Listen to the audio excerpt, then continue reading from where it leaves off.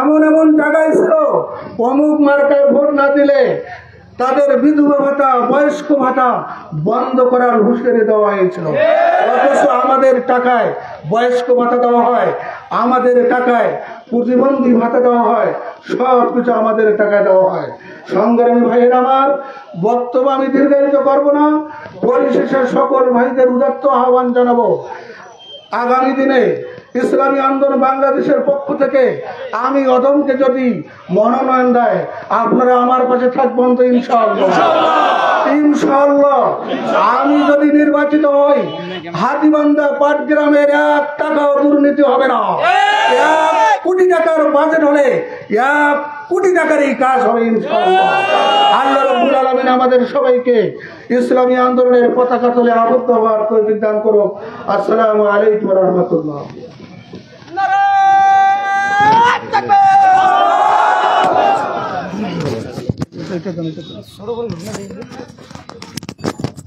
আলহামদুলিল্লাহ, সম্মানিত উপস্থিতি, এই পর্যায়ে আপনাদের সামনে গুরুত্বপূর্ণ বক্তব্য নিয়ে আসছেন লালমনিরহাট জেলা শাখার ইসলামী আন্দোলন বাংলাদেশের সম্মানিত সভাপতি হাফেজ মোহাম্মদ আজহারুল ইসলাম।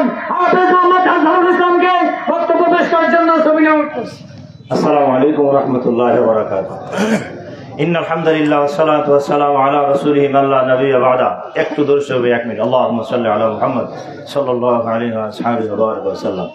ইসলামী আন্দোলন বাংলাদেশ পাটগ্রাম উপজেলা শাখা কর্তৃক আয়োজিত আজকের এই গণসমাবেশে উপস্থিত ইসলামী আন্দোলন বাংলাদেশ পাটগ্রাম উপজেলা শাখা সংগ্রামী সভাপতি জননেতা জনাব রফিকুল ইসলাম সুমন মহোদয়, উপস্থিত ইসলামী আন্দোলন বাংলাদেশ লালমনিরহাট জেলা শাখার নেতৃবৃন্দ এবং পাটগ্রাম উপজেলা এবং ইউনিয়ন শাখার সকল দায়িত্বশীল ভাইয়েরা এবং যারা আমার সামনে মিডিয়া কর্মী ভাইয়েরা, আশেপাশে দাঁড়িয়ে থাকা রিক্সা চালক, ভ্যান চালক, শ্রমিক চালক, ব্যবসায়ী ভাইয়েরা, সকলকে আমার অন্তর থেকে সালাম। আসসালামু আলাইকুম ওয়া রাহমাতুল্লাহি ওয়া বারাকাতুহু।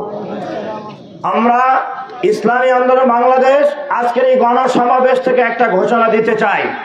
বাংলাদেশ ছাত্র এবং জনতার গণ অভ্যুত্থানে দ্বিতীয়বার আমরা এই দেশকে স্বাধীন করেছি। কথা বলেন ঠিক না ঠিক?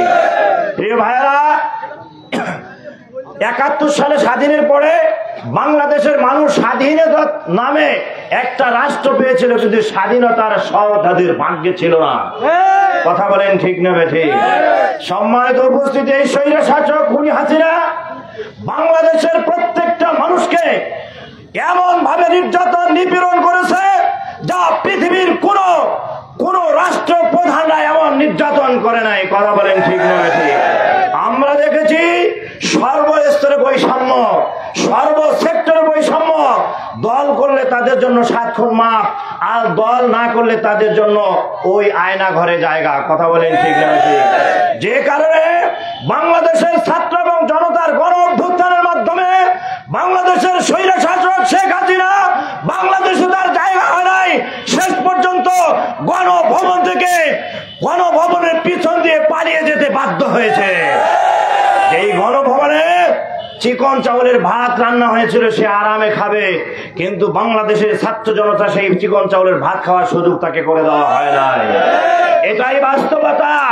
এই স্বৈরশাসক অহংকারী হয়ে এমন ভাবে মানুষের উপর এমন জুলুম করেছিল, বাংলাদেশের অসংখ্য মানুষ, নির্দোষ মানুষগুলিকে জেলখানায় বন্দী করে তাদেরকে কষ্ট দিয়েছিল। অসংখ্য জামায়াতে ইসলাম সহ অসংখ্য উলামায়ে কেরামকে বন্দী করে জেলখানায় বন্দী করে তাদেরকে মিথ্যা বানোয়াট ভিত্তিহীন মামলায় ফাঁসির কাস্টে ঝুলিয়েছে। আমরা দেখেছি বিএনপির অসংখ্য ভাইদেরকেও মিথ্যা বানোয়াট ভিত্তিহীন মামলা দিয়ে ফাঁসির কাস্টে ঝুলিয়েছে। তার জবাব, দাঁত ভাঙ্গা জবাবে জাতি দিয়েছে। সম্মানিত উপস্থিতি, এজন্য পীর সাহেব চরমনাই এবং ছাত্র জনতার গণ অভ্যুত্থানের মাধ্যমে বাংলাদেশের প্রত্যেকটা মানুষকে আমরা এবারে জানিয়ে দিতে চাই, মিডিয়ার কর্মী ভাইয়েরা আজকের এই গণসমাবেশে আপনার মেসেজটা জানিয়ে দেবেন। আমরা 2011 সাল 11-এর সরকার দেখেছি, এক সরকারকে দেশ থেকে হারিয়ে আরেক সরকারকে বসিয়ে দেশেরকে বৈষম্য অবস্থান তৈরি করে দিয়েছিল। জনগণ চোখ কান নাক কান খোলা রাখতে হবে। এক স্বৈর শাসককে সরিয়ে আরেক স্বৈর শাসককে বসতে দেওয়া যাবে না। এজন্য নাক কান খোলা রেখে আগামী দিনে ইসলামী আন্দোলনের ছায়াতলে এসে পাকা মার্কাকে বিজয় করে ইসলামী হুকুমত প্রতিষ্ঠা করার জন্য সকলকে উদাত্ত আহ্বান রেখে সাংবাদিক ভাইদেরকে, প্রশাসনের ভাইদেরকে, মিডিয়া কর্মী ভাইদেরকে, ব্যবসায়ী ভাইদেরকে সকলকে সুস্বাস্থ্য কামনা করে আমার আলোচনা এখানে শেষ করলাম। আসসালামু আলাইকুম ওয়া রাহমাতুল্লাহি ওয়া বারাকাতুহু।